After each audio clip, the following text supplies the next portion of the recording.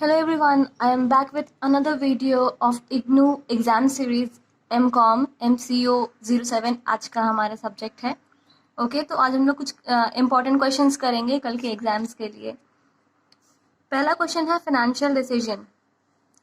Financial decisions are taken by financial managers regarding the management of finance. It involves services like decision regarding capital structure, capital investment, debt equity proportion, etc. ये तीन तरह के होते हैं: investment decision, financial decision and dividend. Investment decision include करते हैं decision regarding investment in assets like securities et cetera. Financing में आते हैं regarding raising of finance through equity and डेब्ट capital. Then dividend, how much dividend to be paid retained out of profits of company. ये जो decisions होता है वो dividend decisions में आता है। अगला question, risk return trade off क्या है? It is a principle of investment. It refers higher the risk higher will be reward. Investors use this to make decision. तो ये कुछ शॉर्ट पॉइंट्स है, इसका आप एग्जाम में ही थोड़ा लार्ज वर्जन करके लिख सकते हैं। इसका अगला इंपॉर्टेंट क्वेश्चन है net income approach of capital structure. तो तीन अप्रोच है, इसमें से एक नेट इनकम अप्रोच है और एक नेट ऑपरेटिंग इनकम अप्रोच है। ये बहुत ही इंपॉर्टेंट है, इसे आप जरूर पढ़ के जाएं। तो नेट इनकम अप्रोच क्या है? It means market value of a company can be increased by decreasing cost of capital and increasing the डेब्ट capital. As per this approach, a change in financial leverage of a firm will lead to corresponding change in weighted average cost of capital and also the value of company. It assumes that debt capital is cheaper source than equity capital. Cost of capital is measured by WACC. Assumptions क्या हैं इसके? Very important. There are only two capital, debt and equity. Market value of a firm is not affected, and there is increase if there is increase of debt capital. All companies have uniform dividend payout ratio. There's no transaction cost, tax, etc. Investors are rational, means they want maximum returns on their investment. There is perfect competition. Okay तो ऐसा नहीं होता, लेकिन ये कुछ assumptions है इस approach के। अगला क्वेश्चन है why company page dividend. Company dividend क्यों पे करती है? जब कंपनी ये प्रॉफिट अर्न करती है तो उसमें से कुछ अमाउंट वो शेयर होल्डर्स को पे करती है और कुछ रिटेन करती है अपने बिजनेस में। तो बेसिकली ये क्वेश्चन पूछ रहा है कि कंपनी डिविडेंड क्यों पे करती है? क्योंकि इन्वेस्टर्स को डिविडेंड पसंद है। It builds confidence. कंपनी का जो नाम है वो अच्छे से रिफ्लेक्ट होकर आता है अमॉन्ग शेयर होल्डर्स। ओके कि कंपनी जो है, फाइनेंशियल पोजिशन कंपनी का अच्छा है, कंपनी अच्छे से रन कर रही है, उनके स्टॉक्स का डिमांड इंक्रीज कर जाता है, शेयर वैल्यू उनकी इंक्रीज होती है, market value of share increase हो जाती है, increase market worthiness, investors like dividend and it act as a source of income to shareholders. Define credit policies. It refers to the decision on the maximum amount of credit that will be allowed to customers.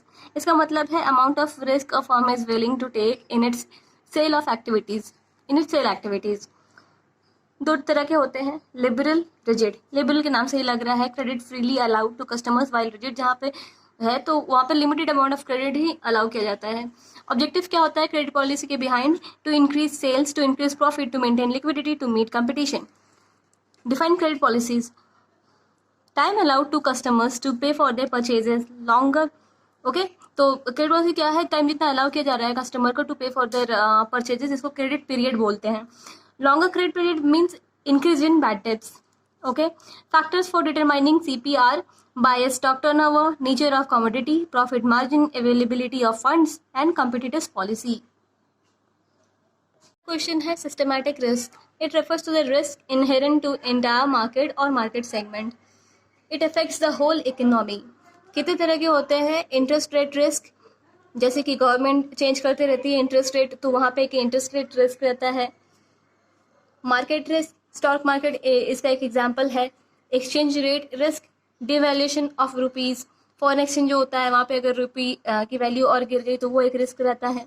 Political risk रहता है, election, जब भी election होता है political party change होती है तो वहाँ पे एक रिस्क रहता है, एंड वार के केस में भी रिस्क होता है.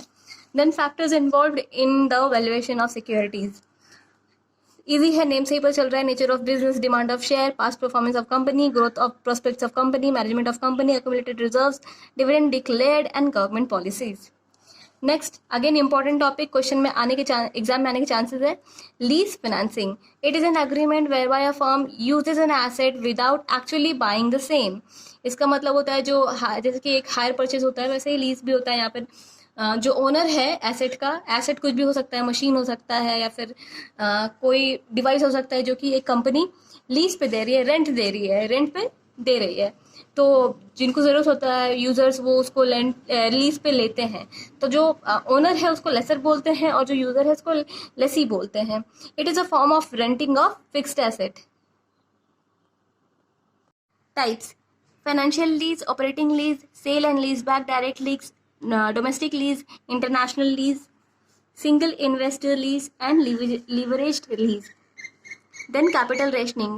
It is a process of placing a limit on the extent of new projects or investment that a company decides to undertake.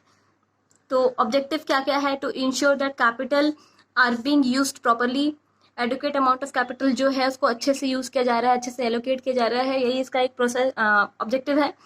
Then efficient allocation of funds to different investment, कि कौन से investment में कितना fund allocate करना चाहिए, कितना funds का जरूरत है, उसको एफिशिएंटली एलोकेट करना इसका एक ऑब्जेक्टिव है। Then it helps to achieve optimal use of available capital. जब आप एफिशिएंटली एलोकेट कर रहे हैं फंड्स का, तो इसका मतलब है कि आप ऑप्टिमल यूज करने में काफ़ी सक्सेसफुल हैं उस अवेलेबल कैपिटल का। तो यही इसका एक ऑब्जेक्टिव है। Then dividend payout ratio, amount of dividend paid to the shareholder relative to company's income. It shows how much of a company's earning after tax are paid to shareholder. तो नाम से ही पता चल रहा है dividend pay out ratio. Dividend जो पे कर रही है कंपनी अपने शेयर होल्डर्स को विथ रेस्पेक्ट टू कितना वो अर्न कर रही है, उसके हिसाब से वो कितना पे कर रही है, उसको ही हम लोग डिविडेंड पे आउट रेशियो बोलते हैं। इसका फॉर्मूला क्या है? Dividend pay divided by earning after tax into 100। What are the determinants of dividend payout ratio? Firm size, liquidity, growth opportunities, profitability, and leverage. So these are the determinants of dividend payout ratio. Then objective of inventory management. What are the objective of inventory management? First of all, inventory management क्या है? Proper storage of inventory, procurement of inventories, ये सब जो भी है अच्छे से safely रखना, उसको इन्वेंट्री मैनेजमेंट कहते हैं। Then what are the objectives? To avoid over और under stocking of inventory, to ensure continuous supply of materials, to reduce wastage, to maintain systematic record of inventory. So these are some objectives of the inventory management. यहाँ से आप इसको थोड़ा large करके बड़ा करके लिख सकते हैं। Next COC, cost of capital. It is a rate of return the firm requires from an investment in order to increase the value of firm. Types क्या होता है? Explicit, implicit, specific, weighted average and marginal. If you have come this far, then thank you for watching the video. Video यहाँ ख़त्म हो रहा है। ये कुछ इंपॉर्टेंट क्वेश्चन आंसर्स थे, एग्जाम पर्पस बहुत इंपॉर्टेंट है ये question answers. And I would also like to mention कि इसके साथ आप कुछ प्रैक्टिकल्स है, बहुत ही इंपॉर्टेंट प्रैक्टिकल्स है NPV COC चैप्टर से, वो सब भी आप एक बार देख ले। And last but not the least, support my channel by subscribing, sharing and comment down your opinions. Thank you.